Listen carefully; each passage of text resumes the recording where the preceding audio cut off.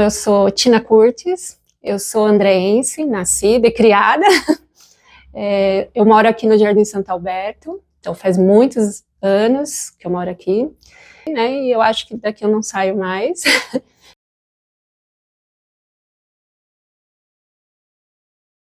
A minha relação com a escrita começou muito pequititinha, porque o meu pai, ele tinha uma banca de jornal aqui. Então, meus pais se casaram, eles eram do interior de São Paulo, com a divisa de Minas, e meu pai não queria ficar na roça, né, ter aquela vida tal, então ele sempre foi muito sonhador tal, e eles vieram embora. Então, meu pai depois ele era metalúrgico e minha mãe costureira. E minha relação foi justamente devido à paixão do meu pai pelos livros, né? Ele era pouco alfabetizado quando ele veio para cá, mas ele lia muito, muito, muito, muito, e amava livro. E aí, com a banca de jornal, eu acabava ficando lá também, né? Eu ia com ele, passava o tempo. E aí, aquela coisa colorida, que eram os quadrinhos, os gibis, me encantaram, né? Tipo, eu queria saber, porque todo mundo pegava, saía lendo, comentando, e eu, muito pequenininha, eu queria saber o que estava acontecendo. Por outro lado, tinha as revistas e tinha os jornais. Então, as pessoas comentavam, né, sobre as coisas. Eu lembro que eu era muito petica, e eu ficava assim, o que será que essas pessoas falam, né? Porque criança, ela tem esse imaginário muito aflorado, né? Fica muito curiosa. Então, chegou uma hora que eles arrumaram uma pessoa para me orientar, né? Eu era muito pequena, para começar a ler e escrever, e acabou que a pessoa lia para mim, acabou que eu fui aprendendo a ler até antes do processo comum das pessoas. Então, eu acho que o DNA gráfico do papel nunca mais saiu, né? Porque é uma paixão louca que em qualquer lugar que você for na minha casa, menos no banheiro, tem papel. Tem fanzine, tem quadrinho, tem livro, tem lambe, tem print, tem tudo. E aí, eu comecei a escrever, fazer livrinhos, que eu não sabia que era fanzine, né? Não se falava sobre, não tinha internet, né? Então eu montava, como minha mãe era costureira, eu pegava os restos dos papéis cor-de-rosa, né, que eram aqueles papéis, ou do papel de pão, e montava, porque papel era caro também, você não podia arrancar uma folha do caderno, né? As pessoas hoje em dia não têm essa noção, né? Mas era uma época de ditadura, muito, muito difícil, então as coisas eram muito controladas, né? Inclusive bem caras. Então, ninguém ia deixar uma criança ficar rasgando folha de caderno, né, à toa. Então eu pegava os restos de papéis da minha mãe, as coisas, ia montando lá, grampeava depois. E na época eu ainda rascunhava, tentava fazer uns desenhos, uns palitinhos, mas, gente, nunca foi meu forte. Realmente é a escrita, né, sempre foi a escrita. Porém, eu escrevo visualmente, né, eu não sei se foi a paixão pelos quadrinhos que deu essa visibilidade, mas tudo que eu escrevo, eu tenho um imaginário visual. Então, quando eu vou fazer alguma HQ com as meninas, ou com qualquer pessoa de trabalho, as pessoas sempre falam, Tira, eu consigo sentir o cheiro do que você está descrevendo, né? Porque é muito visual, né? Então, mesmo a poesia, você consegue adentrar ali. Então, acabou que depois meu pai foi para a metalúrgica, porque minha mãe queria que ele trabalhasse registrado, né, que não ficasse naquela vida. Foi pior, viu? Porque depois...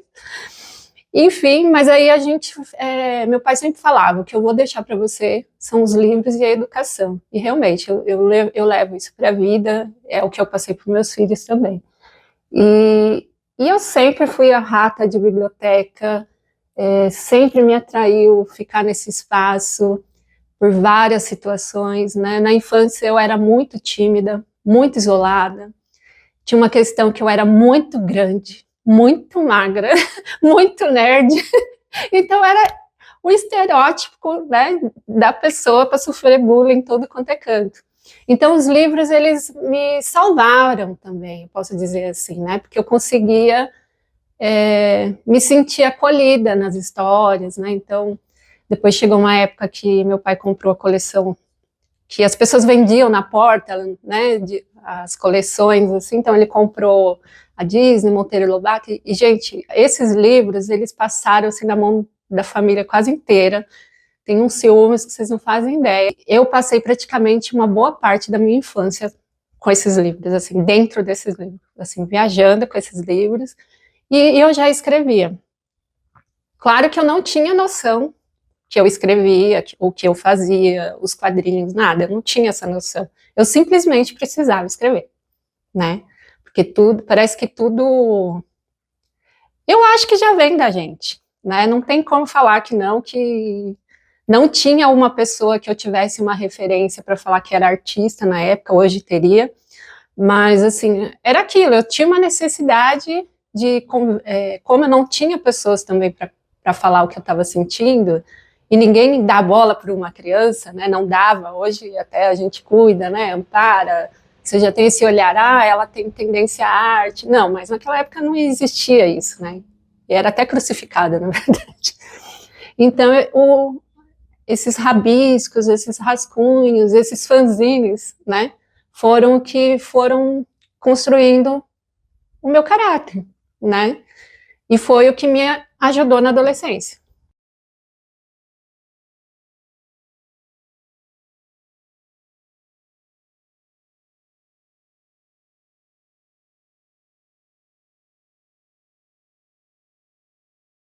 A minha infância foi muito dentro de livro, de gibi, rascunhando de papel e observando, né? Porque então, até então eu não falava tanto, não tinha muitas coisas, tinha a questão dos meus pais estar em separação, então tinha várias questões também. Então eu acabava botando tudo no papel de alguma forma e ali, né? Não tinha outra coisa. Então a biblioteca também era muito bacana, porque podia ir lá, passar tempo, né? Então era o que a gente tinha.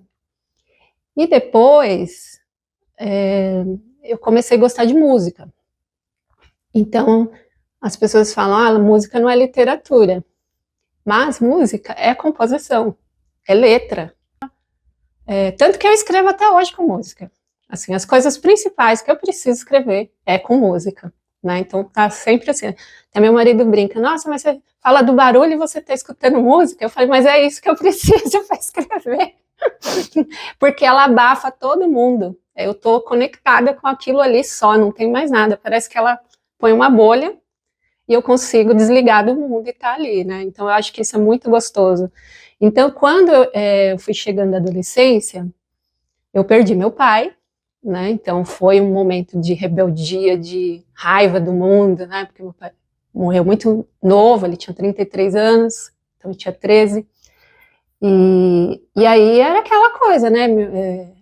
A minha mãe não me compreendia, eu já tinha um jeito diferente de todo mundo, porque eu não sei, né? Como diz, a gente já vem diferente, né? Porque é o que eu senti. Então eu sempre gostei de me vestir diferente, a música diferente. Tanto que às vezes hoje eu fico pensando, onde será que eu escutava essas músicas estranhas, né? Para mim ter tanta identidade, porque não tinha ninguém que escutava. E aí eu comecei a ter o pessoal do skate, né? Então o pessoal do rock, que é o que eu me identifico. E aí os meninos, eu era mascote, né? Todo mundo era mais velho, então eu me identificava muito com as pessoas mais velhas, porque tinha o que conversar sobre gibi, sobre quadrinho não era coisa de menina, né? Então tinha esse preconceito também. Então todos os rótulos subversivos que vocês imaginarem eu tive na minha adolescência. Então eu já fui puta, já fui sapatona, eu já fui CDF, que não era uma coisa legal, né? Então tudo isso foi porque eu era mulher no meio que não era permitido, né?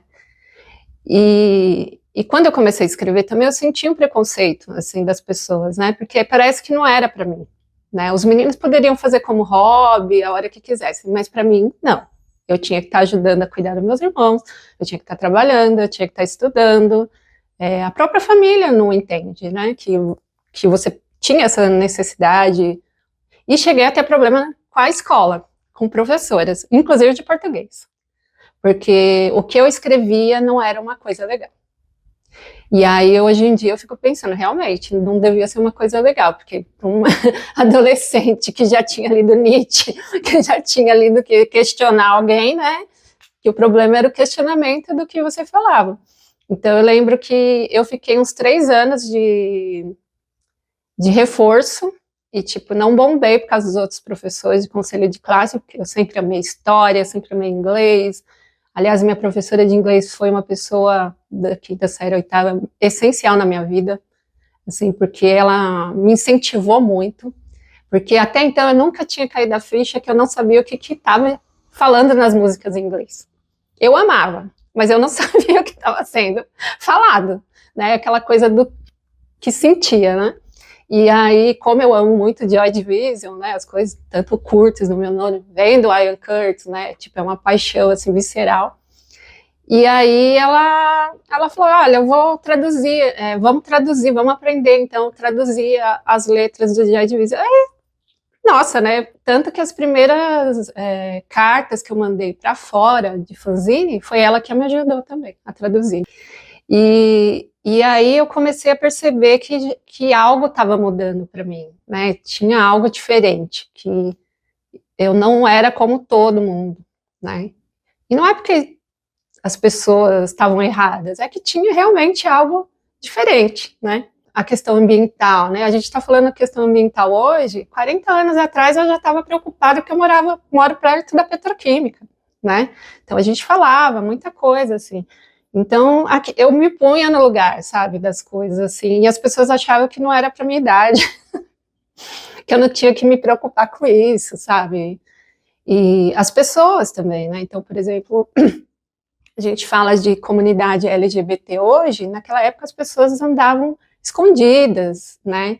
E eu achava um absurdo eu ter amigos assim que tinham que andar escondidos, então a família não queria que você andasse junto, porque você ia ficar pervertido, porque você ia ser preso. E, gente, era só uma orientação sexual diferente, né? A pessoa não tem nada a ver com isso. Então, tudo isso eu acho que a literatura, os quadrinhos, né, a arte, ela trouxe para mim.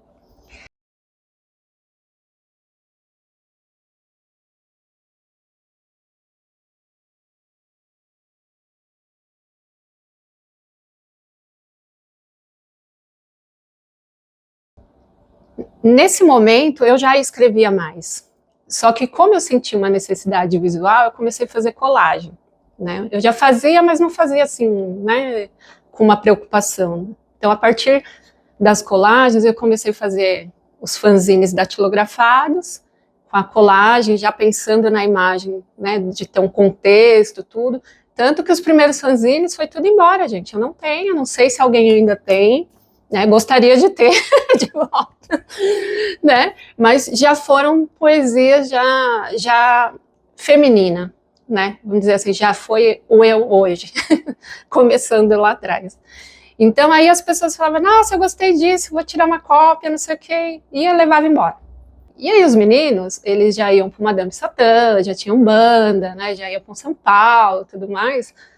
Eles falaram, Tina, você faz fanzine. Aí eu, fanzine? O que é fanzine? Aí fui no dicionário, não tinha. Eu fiquei assim, aí eles, não, ó, a gente vai pegar uma revista, vai trazer para você ver, você vai mandar uma carta, porque naquela época a gente só se correspondia por carta e telefone, né, orelhão, que também era caro.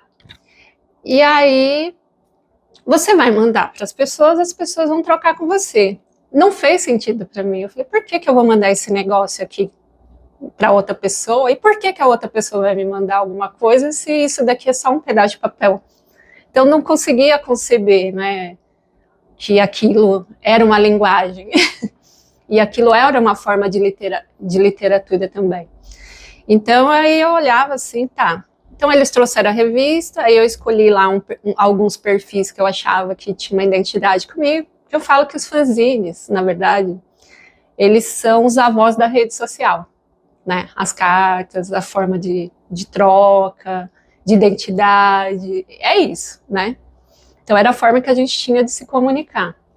Então eu escolhi lá algumas, por exemplo, quem gostava de Alan Poe, Florbela Espanca, com as bandas que eu gostava, algumas coisas assim que me chamaram a atenção. Então tinha gente do interior, tinha gente de São Paulo, tinha gente do ABC e tinha gente de outros países, né? Aí eu escolhi alguns lá, mandei a carta e mandei para o universo, e, tipo, só fiz porque eles falaram, Tina, você tem que trocar, né? Aí tirei cópia, mandei. falei mais ou menos quem eu era, e aí foi muito engraçado, que mais ou menos uns 10 dias depois choveu carta na minha casa.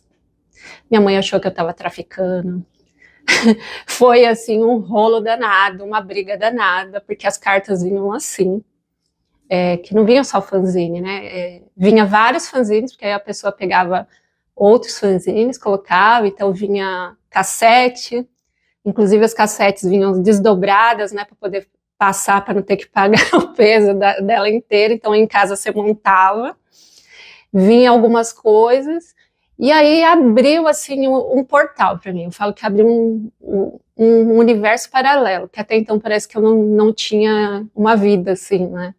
E aí você vai responder essas cartas. Enquanto você está respondendo, já vai chegando outras, né? E aí o carteiro começou a ficar o melhor amigo da pessoa.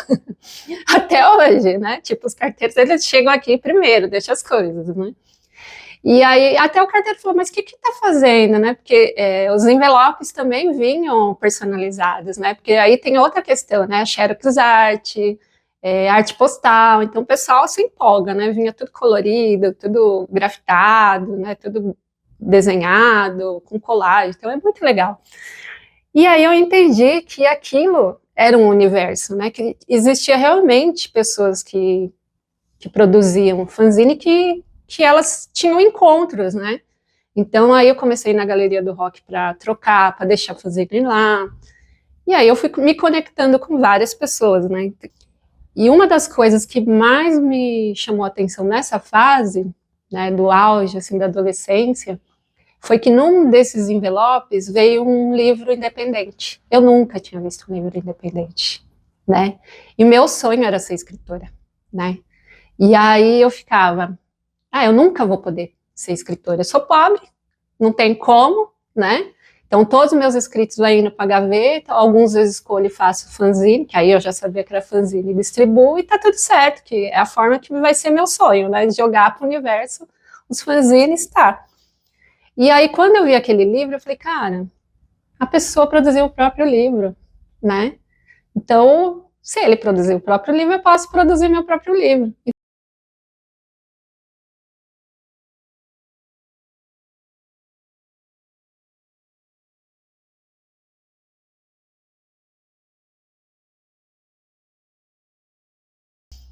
E, e aí eu entendi que eu conseguiria também ser uma escritora, que eu não precisava ser uma escritora de editora grande. E aí mudou a minha concepção também, que o que importava, na verdade, é o que eu queria transcender, né, nas palavras. O que eu queria que as pessoas soubessem do que eu escrevo, né? E eu falei, nossa, existem pessoas que vão poder me ler. E eu acho que foi a melhor coisa que me aconteceu na vida, porque até então era uma frustração, sabe? Você pensar que você nunca vai poder ter acesso a uma editora, que você nunca vai poder ser lida, que o fato é acaba virando um fardo, né? A sua escrita, porque você sonha, tem lá suas utopias, mas não pode ter acesso, né? Então, e aí, até hoje ainda é caro, é difícil. Se você é mulher, é 3 vezes pior, né? Então, existe preconceitos com a forma que você escreve, né? Sempre umas comparações. Então, acabou que eu acho que essa liberdade da publicação independente, ela me abriu todos os horizontes, né? Então, eu me despi do que eu imaginava e desde então, para mim, é tudo independente, né? Tudo independente. Nada contra editoras, né? Tem as editoras parceiras, inclusive, né, lancei a Brasileiras, tô com outros mais 3 livros engatilhados, mas assim, com pequenas editoras, que eu acho que é isso também, né? É ver o tipo de perfil que você quer para o seu trabalho. Então mudou, né? Então nessas conexões a gente vai formando redes e vai formando público, né? Vai fomentando também, né? Então eu acho que essa produção aqui, mesmo seja pequena, ela é um fomento. Principalmente quando a gente não mora nos grandes centros. Embora a gente aqui no ABC, o ABC é grande, né? Mas a gente está fora do eixo São Paulo, né? Ainda a gente está fora, né? Então eu acho que quando a gente percebe que a gente pode se autopublicar, se autodivulgar, e não só a gente, mas os outros, faz uma mudança, né? Então a gente consegue fomentar, por exemplo, para as próximas gerações, né? Hoje está aqui no ABC, e eu não gosto de falar sobre isso, porque eu acho que não é, ser uma referência nos fanzines do Brasil, é fazer as pessoas olharem para onde que eu vou, aonde que eu sou, por que que eu escrevo aquilo. Então, toda vez que eu chego em algum espaço, ou quando eu vou ser homenageada, alguma coisa assim, as pessoas já pesquisaram sobre Santo André, elas pesquisaram sobre o meu bairro, sabe, sobre a história. Então, por exemplo, o movimento punk é muito forte, o movimento sindicalista é muito forte, o movimento dos quadrinhos e cartunistas é muito forte. Então, faz todo sentido eu ser a pessoa que eu sou, né? Pelas minhas referências, assim. Eu falo, cara, não tem como você não pensar politicamente, né? Sendo mulher, para estar num espaço, né? Então, quem sobrevive a isso sabe que teve que brigar muito, né? E muita coisa ficou para trás. Eu, quando eu separei do meu primeiro marido, eu tinha 4 filhos. Tinha não, né? Eu tenho. E chegou uma hora que as pessoas cobravam que eu tinha que parar de fazer isso, porque eu preciso trabalhar, né? E eu já dava oficina, já fazia várias coisas. E aí eu ficava pensando se realmente eu não tinha que fazer isso, porque eu precisava alimentar meus filhos, eu tinha que dar exemplo, né? Toda aquela coisa que a gente é cobrada, porque é mulher, né? Porque homens não são cobrados nesse sentido. E aí eu fiquei frustrada uma época, porque eu falei assim, cara, o que eu vou fazer da minha vida? Né? Eu vou ter que eu lutei tanto para chegar até esse patamar e eu vou ter que jogar tudo fora. E por outro lado, eu falava assim, mas eu preciso educar meus filhos, eu preciso dar um teto, eu preciso dar uma alimentação, né? Dar um suporte, tudo que eles precisam. Só que eu acho que se eu tivesse escolhido, eu hoje eu seria uma pessoa frustrada, amarga, depressiva, e na verdade eu nem sei se eu estaria viva, de verdade. Porque o peso de você criar 4 filhos sozinha é muito. Só eu e eles sabem, na verdade, que a gente passou, né? E passamos, é isso. Mas a escrita nesses momentos era muito forte para mim, né? Então eu chorava de madrugada sem ninguém ver, escrevendo.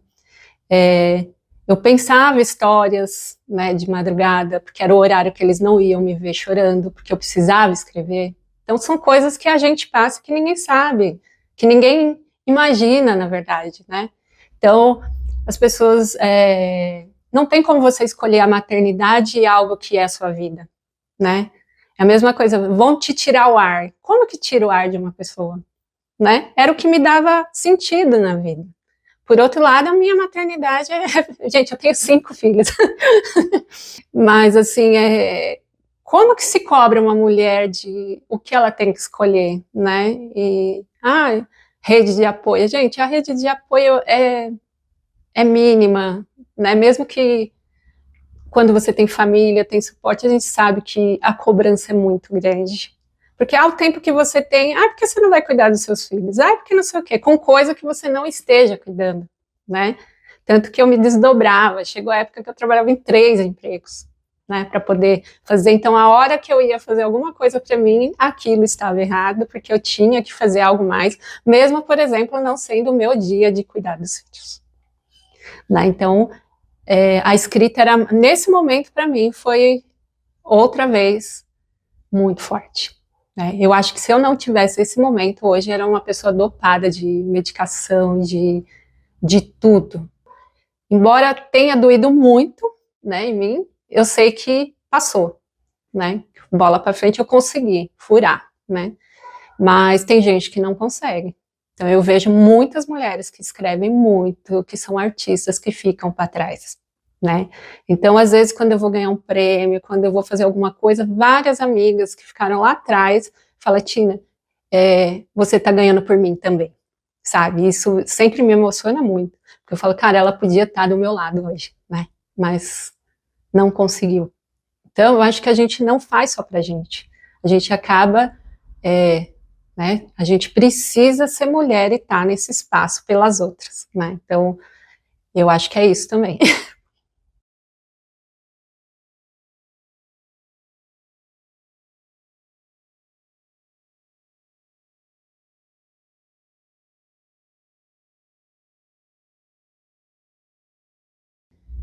não tem como falar de qualquer arte sem educação também, né? Então, quando você está produzindo um fanzine, como hoje eu faço trabalho de arte e educação, você está ensinando pessoas, está orientando pessoas a serem autônomas, a correrem atrás, né, de ter uma identidade, de que é possível para ela, coisa que lá atrás não existia para mim, né? Então eu acho que isso é muito legal. Então quando eu vou em periferia, quando eu vou nos espaços de mulheres, espaço de privação de liberdade, que eu trabalhei muitos anos, de violência doméstica, né? Então às vezes você chega para trabalhar com uma mulher, por exemplo, como que você vai trabalhar uma literatura, um direito humano com ela com a cicatriz aberta?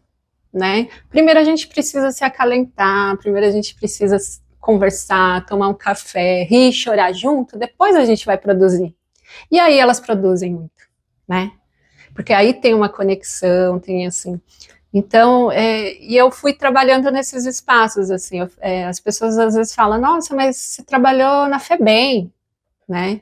Eu falo, cara, a gente precisa estar onde é necessário, porque trabalhar lá na Casa das Rosas é super fácil. E amo, inclusive.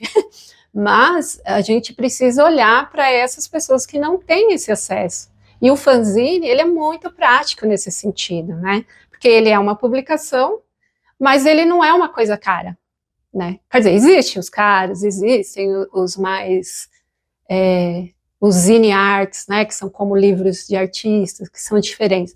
Mas nessa situação de arte e educação, é muito prático você fazer um fanzine, né? Então você vai trabalhar com adolescente, você vai trabalhar comunidade LGBT, questões raciais, direitos humanos, políticos, feministas. Então é muito ligado, né? Dá para você trabalhar qualquer coisa com fanzine, né? Porque esse suporte é uma ferramenta única, né? Porque é a criatividade. Eu falo, gente, a gente está com tanta tecnologia hoje, com tanta coisa, e a gente está voltando para o suporte papel e caneta, né?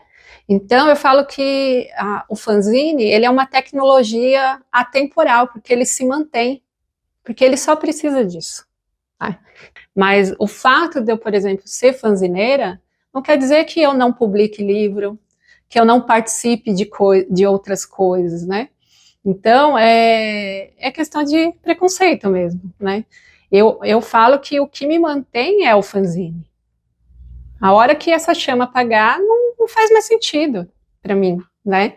Então, eu falo que tudo que eu conquistei na minha vida foi por causa do fanzine, né? Tudo, tudo, tudo, tudo. Coisas que eu nunca imaginei na minha vida, né? Que eu consegui, por exemplo, sustentar meus 4 filhos dando oficina de fanzine, né? Então, não tem como falar que isso não é minha vida, né? Eu falo que eu nem lembro da minha vida antes de fanzine. Assim, não existe, né?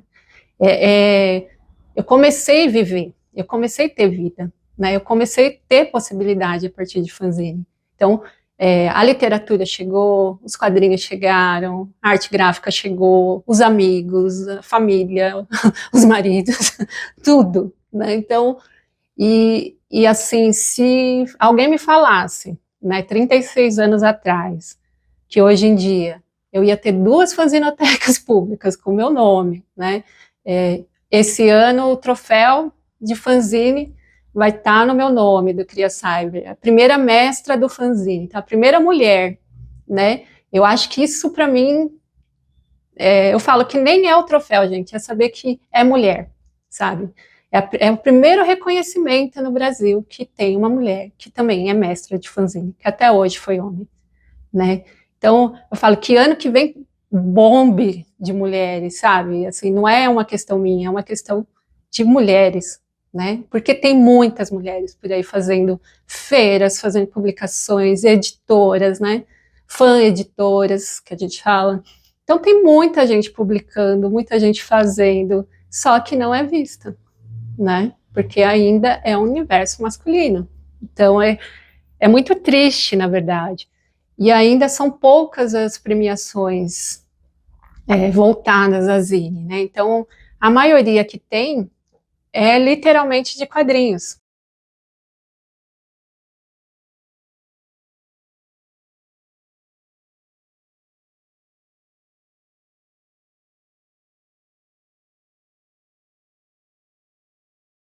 fiz vários eventos, a maioria em coletivos, né? Mas coletivo é aquela coisa também, tem coisas que você não concorda, tem coisa que não é a sua cara, e vai chegando uma hora que você quer uma coisa que tenha a sua identidade.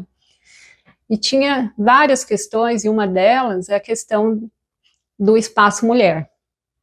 Então, eu sempre produzi, sempre fiz as coisas, e aí, às vezes, 10 homens e eu, 20 homens e eu. Então, viajava, tipo, 30 homens e eu. E aí, e aí as pessoas falam, e as mulheres? Elas estavam em algum lugar. Tinha mulheres. Só que, assim, muitas acabam se sentindo intimidadas, ou não pertencentes, né? Ou queriam uma mulher para estar junto ali e tal. E assim eu comecei a olhar para esse lado. Falei, cara, e engraçado que falando de espaço independente, underground, deveria não ter esse tipo de preconceito, né? Porque o próprio punk, por exemplo, é super libertário e tudo, mas sempre foi assim.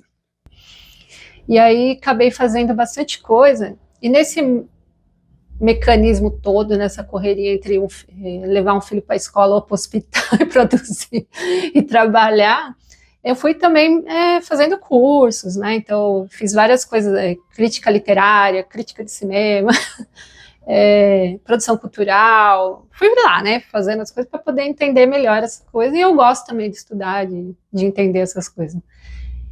Chegou uma hora que eu falei assim, cara, eu quero um evento que tenha a minha cara, né? E que eu dê um passo que eu aguente, que eu não precise de outras pessoas, né? Mas que seja coletivo também, né? Então eu comecei a conversar com mais pessoas, né? Ter outras ideias, pensar já. Eu acho que os outros eventos serviram para abastecer o que veio ser a fanzinada depois, né? Então, aí eu falei assim, cara, descobri que tinha o Dia Internacional do Fanzine, então a gente nunca tinha comemorado no Brasil, e nem em alguns lugares da América Latina, na verdade. E aí eu falei, acho que vou fazer um evento para celebrar o Dia Internacional do Zine. E aí teve um momento até que eu fiz um fanzine para falar o que era o evento, o que é fanzine e tal, né, quem eram as pessoas que talvez fossem participar. E as pessoas simplesmente ignoravam, falavam, não, e tem essa questão que as pessoas veem o fanzine muito subversivo, né? Então, tudo que é livre assusta, né? Então, não, nem se propôs a falar, traz uns fanzines literários, né? Alguma coisa assim para a gente ver, não. E aí eu peguei, conversei em vários espaços, não só em Santo André, mas no ABC inteiro, e não consegui. Então, a gota d'água foi um dia que eu fui deixar esse manualzinho, né, explicando o que seria esse evento, tudo direitinho, quantas horas, o que precisava, né, um projeto, né, o que é hoje que a gente faz como projeto. E aí, eu mal virei as costas, eu vi que jogou no lixo. Aí eu peguei e falei assim, cara, eu nunca precisei de espaço público para fazer nada, né, sempre foi do it yourself. Então, vamos ver o que pode fazer. Aí nesse diálogo, assim, eu nem lembro quem que chegou no Alex, eu acho que foi a Jurema. E aí o Alex super, nossa, lindo, né? Ele falou assim, vocês querem fazer a fanzinada aqui no Gambalaia? Que era outro espaço cultural que, nossa, pariu muito artista na região e apoiou, né? Então a gente nasceu lá, foi gerido lá. E aí eu falei, tá. Então, e aí é aquela coisa, né? O que a gente estava pensando que seria uma coisa minimalista, com os artistas da região, né? Cada um com seu fanzine ali, virou um boom, 3 andares fora a rua. E aí veio gente de tudo quanto é lugar, assim. E aí a minha filha, que era caçula, deu o nome, que aí eu falei, e agora, né? Tem que ter um nome. Aí o fanzine que, fazendo não sei o quê, e pensando na questão de celebrar o dia do Zine, aí ela, fanzinada, fanzine tudo, fanzine nada. Falei mesmo, fanzinada, eu gostei. Aí fui ver, né, se não tinha nomes, assim, é isso.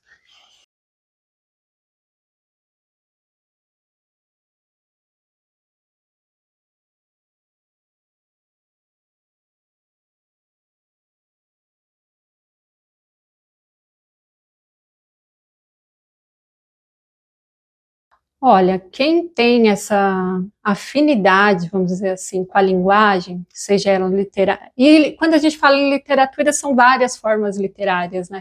Várias formas de escrever.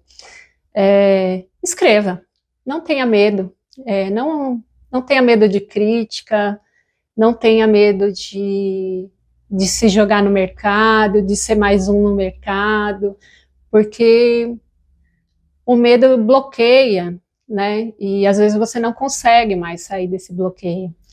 E outra coisa também, o que não está em movimento não vai acontecer nunca, né? E eu não estou falando que você vai ganhar prêmios, troféus, você está pondo para fora o que você tem necessidade, né? Então, seja ela de troca ou seja ela de ganhar o mundo e participar dos eventos, né? Vai até a biblioteca e lance seu livro, até a Gibiteca e lance seu quadrinho, aos espaços alternativos, né? Que a gente tem a sorte de ter Alfarrábio, ter o Morcego, ter o Apóstrofe, ter outras casas culturais, assim, vá sem medo de ser feliz, né? Não, porque, de repente, daqui 30 anos, 20 anos, você vai falar, por que que eu não fiz? Por que que eu não me arrisquei? É difícil? É difícil. Porém, traz muita satisfação pessoal, né? Você conhece pessoas bacanas, você se insere em eventos bacanas, enfim, não deixe de produzir, de colocar para fora o que tem. Com certeza tem alguém para ler, pode ter certeza.